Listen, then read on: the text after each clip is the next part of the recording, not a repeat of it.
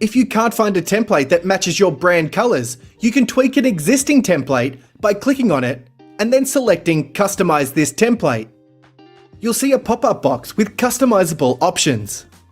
You can name your template, pick a background color, select from one of our 33 fonts, pick the normal text color and weight, and the highlight text color and weight. While you're adjusting these options on the left, you'll see the example video update in real time, so you can see what your new templates look like. You can also choose how your script text will be split and which automatic options you'd like the system to use. Once you've created your custom template, you'll need to click the Save Template button. When you're creating videos, you can access all of your custom templates by clicking the My Custom Template option down here. This means your custom templates are available to use for any new video with a few clicks of your mouse.